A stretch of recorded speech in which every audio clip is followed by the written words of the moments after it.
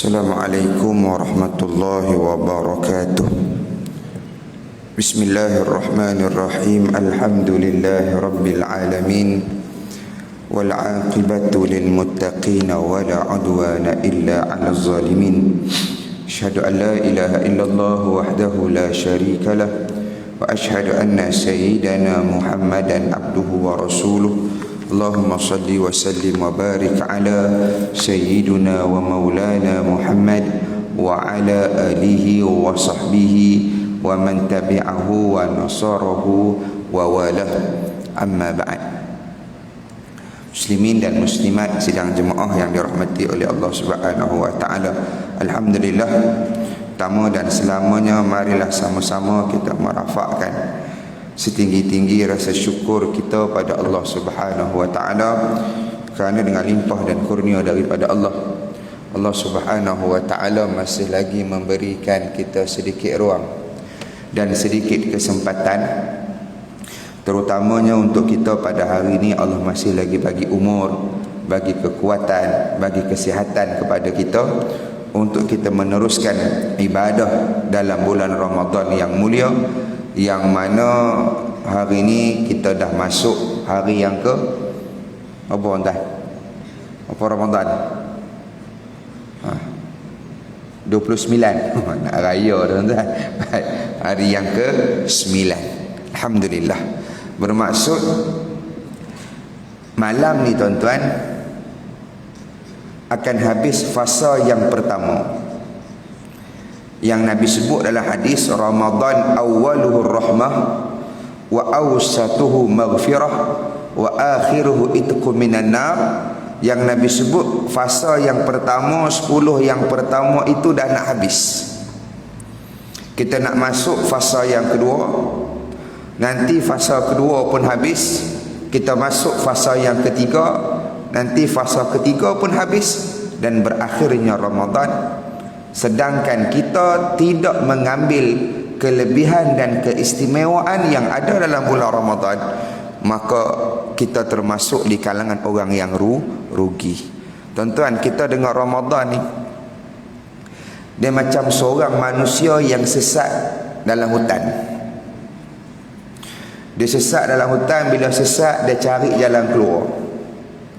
Tengah-tengah cari jalan keluar, tuan-tuan, tiba-tiba dia terjumpa dengan satu kawasan, satu taman, satu kebun yang sangat cantik, yang di dalamnya mengalir anak-anak sungai yang bersih dan jernih. Dalamnya ada buah-buahan yang ranum, yang masak, yang tunggu masa untuk dipetik dan dimakan. Di dalamnya juga ada burung-burung yang berterbangan, berkicauan dengan bunyi yang sangat indah. Tapi orang ni tuan-tuan, dia lalu dia tak singgah pun. Dia tak singgah makan buah, dia tak singgah minum air sungai, untuk dia sediakan bekalan dalam dia mencari jalan untuk dia pulang daripada sesat dia. Maka begitulah kita dengan Ramadan, tuan-tuan. Kita dengan Ramadan ni, kita dalam perjalanan nak kembali pada Allah. Bila kita dalam perjalanan nak kembali kepada Allah, kita ni berjalan dalam keadaan sesat, dalam keadaan tidak ada panduan. Maka tiba-tiba bila kita bertemu dengan Ramadan, Allah bagi kita kesempatan dengan Ramadan, kita tak ambil pun buah-buah yang indah dalam bulan Ramadan. Kita tak ambil pun air-air sungai, air-air rahmat yang Allah Subhanahu wa taala berikan dalam bulan Ramadan, maka kita termasuk di kalangan orang yang rugi. Baik, tuan-tuan, InsyaAllah pada tengah hari ni, petang ni, saya nak kongsi dengan tuan-tuan satu daripada akhlak Nabi sallallahu alaihi wasallam apabila Nabi berada dalam bulan Ramadan. Satu akhlak Nabi yang Nabi buat, yang Nabi amalkan, yang Nabi tak tinggal apabila Nabi berada dalam bulan Ramadan. Tuan-tuan, Nabi sebut dalam hadis, orang yang paling dekat dengan Nabi dalam syurga ialah orang yang berakhlak dengan akhlak yang mulia. Dan tidak ada akhlak yang lebih mulia melainkan akhlaknya baginda Nabi sallallahu alaihi wasallam. Maka bila Ramadan ini kita dapat, kerana kita ni umat Nabi, kita dapat kebaikan Ramadan, keberkatan Ramadan ni tuan-tuan, dengan sebab batang tubuh Nabi sallallahu alaihi wasallam. Maka sepatutnya kita melalui Ramadan sebagaimana akhlaknya baginda Nabi sallallahu alaihi wasallam dalam bulan Ramadan. Baik.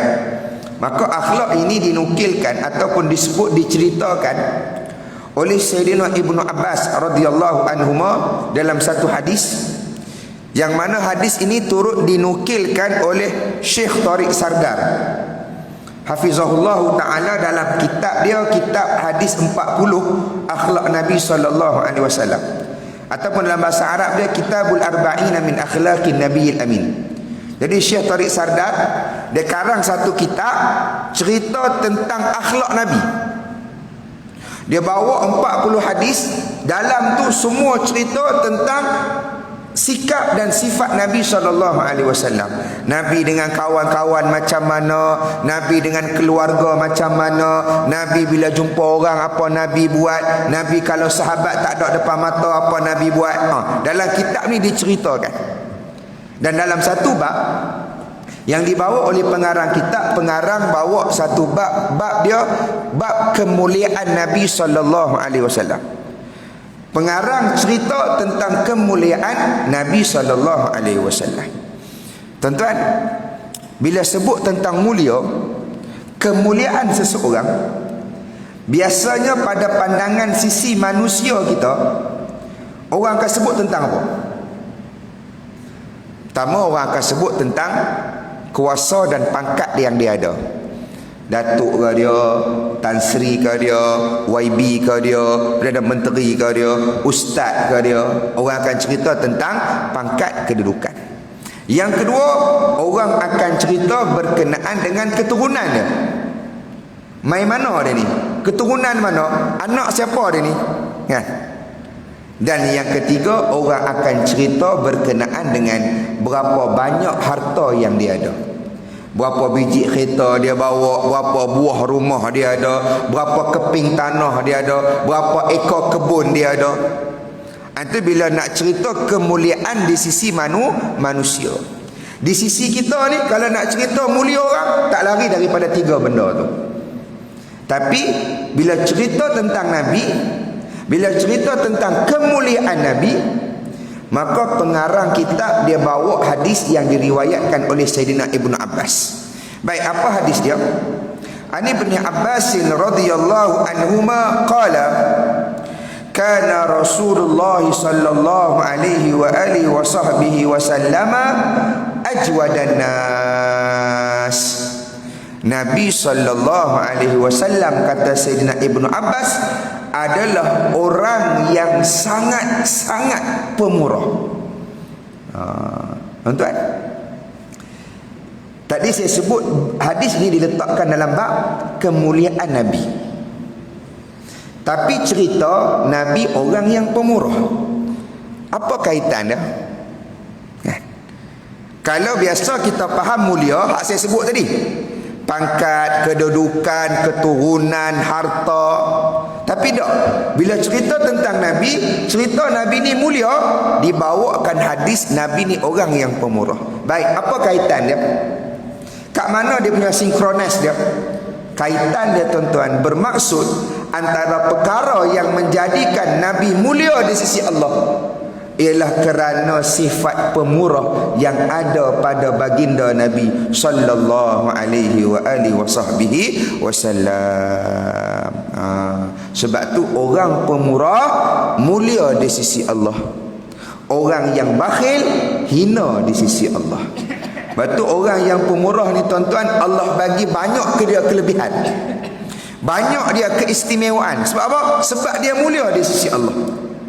Di antara kelebihan orang yang pemurah ni, tuan-tuan, Nabi sebut yang pertama, orang pemurah ini qaribun minallah, dekat dia dengan Allah. Allah sayang, Allah kasih orang pemurah. Allah cinta pada orang yang pemurah. Allah kalau pandang orang pemurah, Allah pandang dengan pandangan belas kasih. Allah pandang dia dengan pandangan kasih sayang. Sebab apa? Sebab dia pemurah, maka Allah sayang dia. Yang kedua, qaribu minan nas. Orang pemurah ni tuan-tuan dekat dengan manusia. Betul, orang sayang orang pemurah. Isteri dia suka suami dia pemurah. Pekerja dia akan sayang bos yang pemurah. Orang dia suka pada orang yang pemurah. Bahkan orang pemurah ni tuan-tuan, orang sayang waktu dia hidup, dia dah mati pun orang sayang lagi. Dia dah mati pun orang ingat dia lagi. Orang kedekut, jangan kata lepas masa dia mati, waktu dia hidup orang tak ingat dia dah. Itu orang kedekut. Dan yang ketiga, orang pemurah ni kata Nabi SAW, qaribu minal jannah, dekat dia dengan syurga. Sebab tu sedekah ni tuan-tuan, amalan paling mudah bantu kita masuk syurga. Amalan paling mudah bantu kita masuk syurga, sedekah. Dalam Quran Allah cerita, orang yang balik pada Allah, dah mati, bertemu dengan Allah, bila dia tengok syurga, dia tengok neraka, dia main menyesal. Dia main menyesal, kenapa atas dunia dulu tak beramal sungguh-sungguh? Kenapa atas dunia dulu tak minta ampun sungguh-sungguh? Maka manusia ni, hamba Allah ni, akan minta untuk balik atas dunia sekejap. Bila dia minta untuk balik, dia minta untuk beramal soleh. Dan amal soleh yang dia nak buat, apa dia nak buat tuan-tuan? Dia tak minta pada Allah nak balik untuk solat. Dia tak minta pada Allah nak balik untuk dia qiyamul lail. Dia tak minta pada Allah untuk balik untuk dia puasa, untuk dia umrah, untuk dia pergi haji, untuk baca Quran, tak ada. Tapi yang dia minta pada Allah, fa asaddaqa, aku nak bersedekah kalau balik atas dunia ni ya Allah. Maka kata para ulama, kenapa hamba Allah ni dia minta untuk sedekah? Sebab sedekah amalan paling mudah masuk syurga Allah Subhanahu wa ta'ala. Orang yang pemurah, dia ni mulia kedudukan. Allah bagi banyak dia kelebihan. Lawan dia orang kedekut. Orang kedekut ni kata Nabi SAW, yang pertama, ba'idum minallah, jauh daripada Allah. Sebab tu orang yang kedekut tak ada kebaikan dalam hidup dia.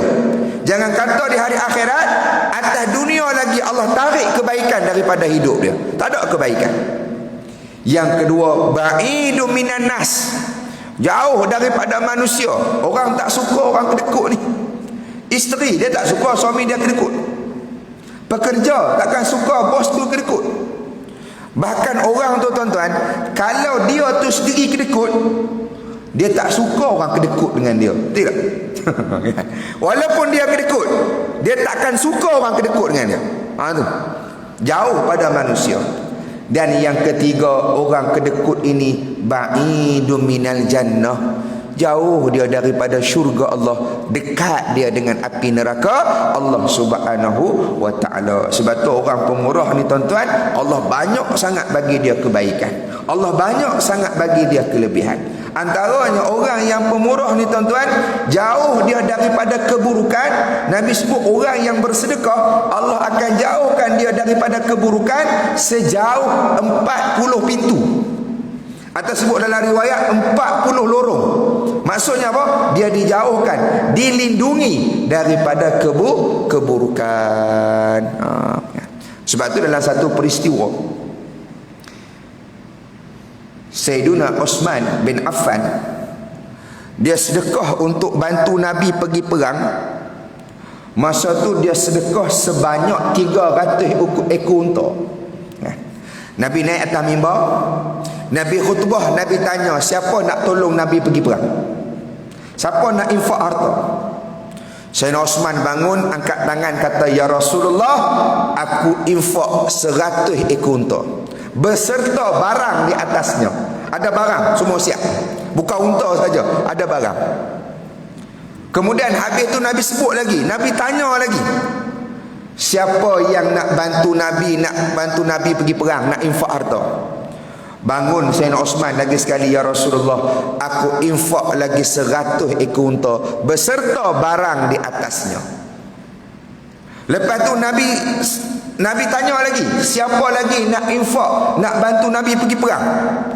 Bangun Sayyidina Osman lagi sekali kata, ya Rasulullah, aku infak lagi 100 ekor unta beserta barang di atasnya. Akhir sekali Nabi kata apa? Osman takkan celaka dalam hidup dia sampai bila-bila. Sedekah menjauhkan orang daripada kecelakaan. Tuan-tuan, kalau kita kira sedekah Sayyidina Osman waktu tu paling tidak, atau bahasa kita paling busuk, tuan-tuan, 2.1 juta, tuan-tuan. Itu kalau kita kira unta saja, kita tak kira barang lagi. Kalau kita kira unta dengan harga sekarang 300 ekor tu bersamaan dengan 2.1 juta. Tu sekali sedekah 2.1 juta, tuan. Kita RM50 Parkinson tu. Bergegar tangan ni RM50. Sayyidina Osman 2.1 juta. Nabi kata apa? Osman takkan celaka. Maksudnya apa? Sedekah menjauhkan kita daripada keburukan. Bahkan sedekah menjauhkan kita daripada mati dalam keadaan yang buruk. Dan sedekah, kata Nabi SAW, mengurangkan kemurkaan Allah dalam hidup kita. Kita ni tuan-tuan hidup dosa banyak. Dosa tangan, dosa kaki, dosa mata, dosa macam-macam dosa. Dan kita tak tahu dosa mana yang mengundang murka Allah yang sangat besar. Maka sedekah dia mengurangkan dan menghilangkan kemurkaan Allah dalam kehidupan kita. Baik. Kata Sayyidina Ibnu Abbas lagi, wa kana ajwada ma yakunu fi ramadana hina yalqahu Jibril. Ini nak sebut akhlak Nabi bila mai bulan Ramadan. Akhlak Nabi apa?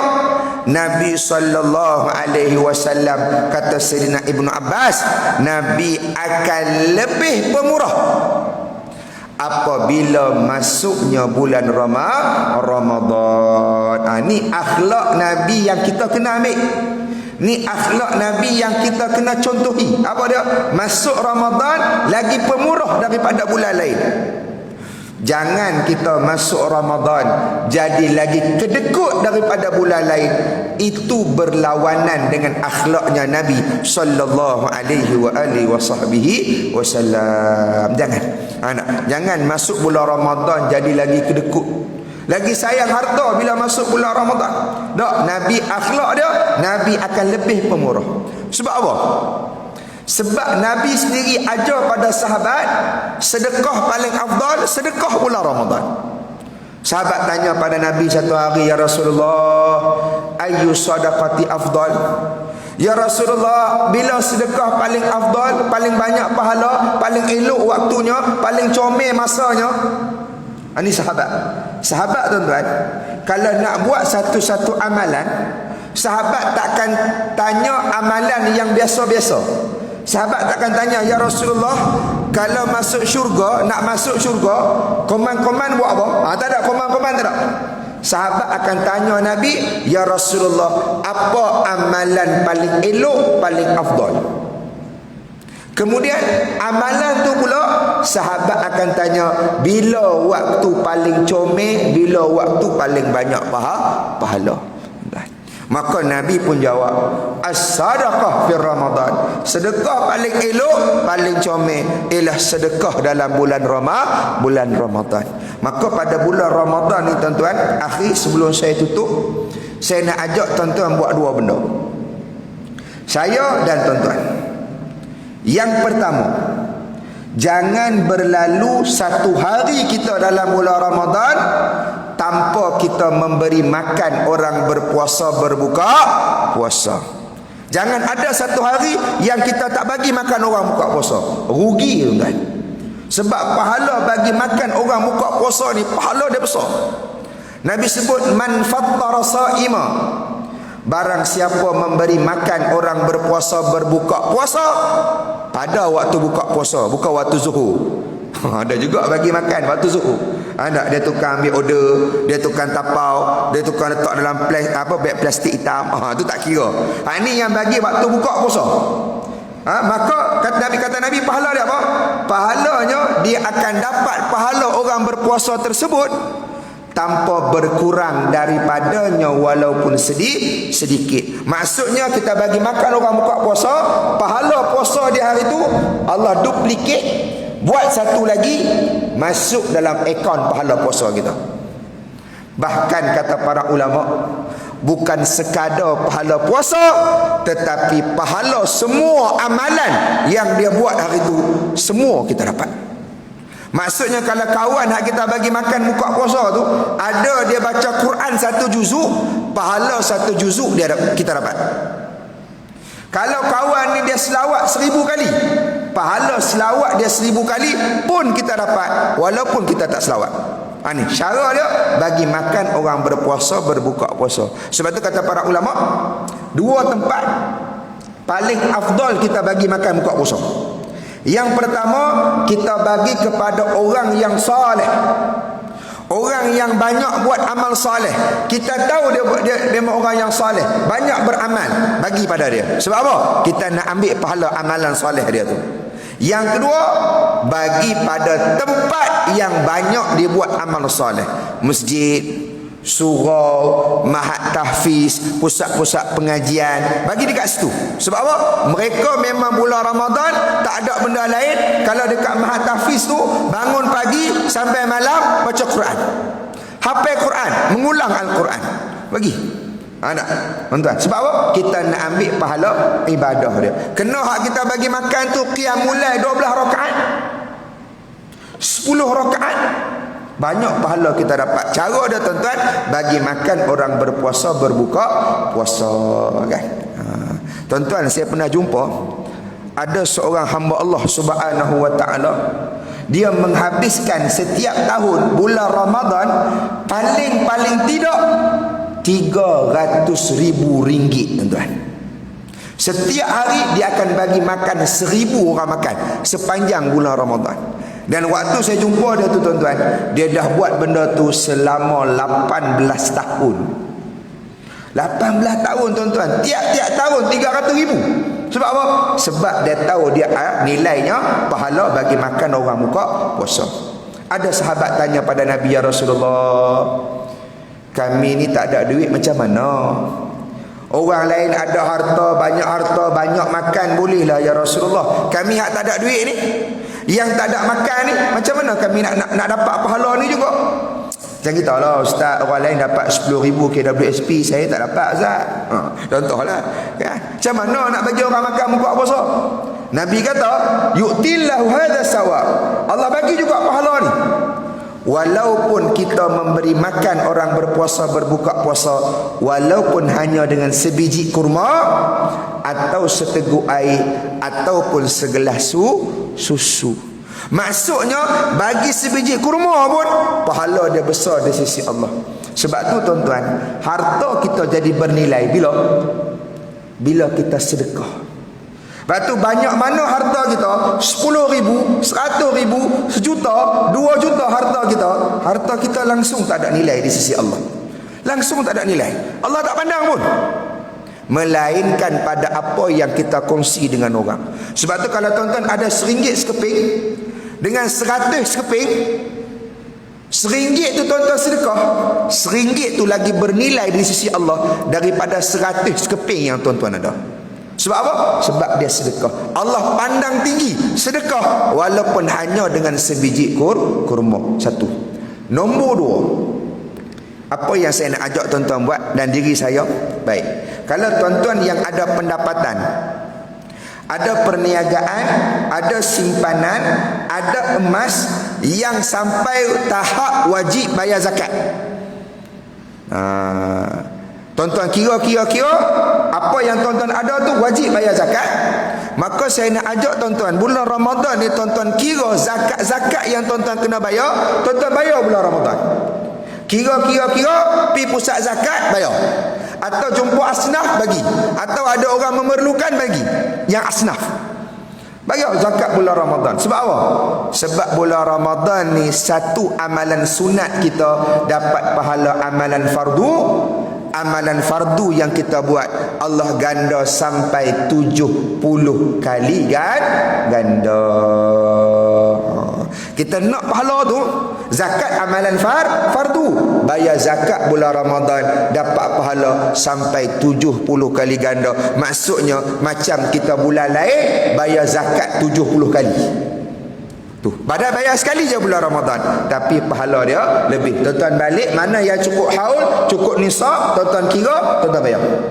Ambil kesempatan yang ada pada bulan Ramadan yang mulia. Jadi tu tuan-tuan, akhir sekali, ini akhlak Nabi sallallahu alaihi wasallam. Bila Nabi duduk dalam bulan Ramadan, maka kita cuba beramal, cuba berakhlak sebagaimana akhlak Nabi, supaya nanti di hari akhirat Nabi ajak kita duduk sekali dengan Nabi. Nabi kata, "Mai sini, mai duduk dengan aku.